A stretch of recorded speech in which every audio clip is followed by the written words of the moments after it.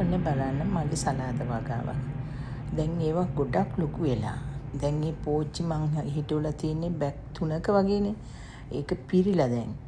ඉතින් මේ දවස්වල බැස්සත් එක්කලා තවත් හොඳට හැදිලා. මම හැම අවුරුද්දෙම සලාද හිටවනවා. අපි ගොඩක් කනවා. හැබැයි මේවට කිසිම පෝරක් දාලා නෑ මම. මේ නිකම්ම මම පස් වල හිටවපුවා. අපි අරගන්නේ මෙහි පස් පැකට්නේ. ඉතින් ඒ වගේ ඒගොල්ලන් කලින්ම දාලා තියෙනවා පොහොර. මාස 3කට විතර ඇති වෙන්න තියෙනවා. ඉතින් ඒව විතරමයි. ඉතින් කිසි බයක් නැතුව කන්න පුළුවන්. මොකද මේ අපි පොහොර දාන්නේ නැහැ වෙන. ඒ ඇරුණාම කොම්පෝස්ට් එකක් මම ගෙදර හදලා තියෙනවා. ඒකේ පස් මම ගොඩක් වෙලාවට අරගෙන ටික ටික දානවා. ඒ ඇරුණාම මම දියර පොහොර ගෙදර හදාගන්න ඒවා.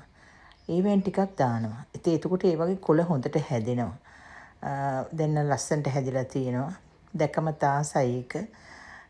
හරි ලේසි සලාද හිටවන්න. කිසිම අමාරුවක් නැහැ. මුලින්ම ගෙනල්ලා හිටවන්න ඕනේ. එතකොට කාලේ තියෙනවා හොඳට අවු වෙනකොට හොඳට හැදෙනවා. සාමාන්‍යයෙන් අර තද අවුවත් නෙමෙයි මද අවුවට හොඳට හැදෙනවා. සීතල මේ රටවල් වල සීතලයිනේ. ඉක්මනින්ම මේව හැදෙනවා. දැන් මං හදන්නේ මේ ටික කාලා ඉවර වෙනකොටම තව ටිකක් ගෙනල්ලා හිටවනවා. නැත්තම් ඇට දැම්මහම ඇට හරි ඉක්මනට පැලවෙනවා. ඉතින් මම ගොඩක් වෙලාවට මේ ගිය අවුරුද්දේ නම් ඇට දාලාමයි හැදුවේ. මේ අවුරුද්දේ මට ඒක හිතුණා ඊට වැඩිය හොඳයි පැල අරගෙන හිටවනවා කියලා. අනිත් එක පැල හරි ලාභයි. පැල 12ක් විතර යුරෝ 1යි ගානට වගේ ගන්න පුළුවන්. එතකොට ඉතින් පැල 24ක් විතර තියෙනවා ඒ පොඩි මේ පෙට්ටි දෙකක් ගත්තහම. යුරෝ 2යි ගානක් වගේ ඉතින් ගොඩාක් තියෙනවා. ඒක හින්දා මම හැම සැරේම පැලම තමයි ගන්නෙ. අරගෙන හිටවනවා. එතකොට හැදෙනවා. ගිය අවුරුද්දේ විතරක් මම ඇට දැම්මා. එතකොට ගොඩයි.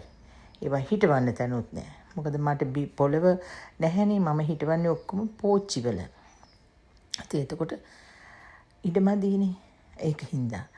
ඒ වුණාට හරි ලස්සනයිනේ. උදේට ඇවිල්ලා බලද්දී පුදුම ලස්සනයි ඒක. ඒ වගේම හරි ආසයි හිතට. මගේ දවසේම කකුල් දෙයනකම් මම මෙතන හිටගෙන බලනවා. සුද්ධ කරනවා, අස් කරනවා පොඩ්ඩයි ඉඳ තියෙන්නේ.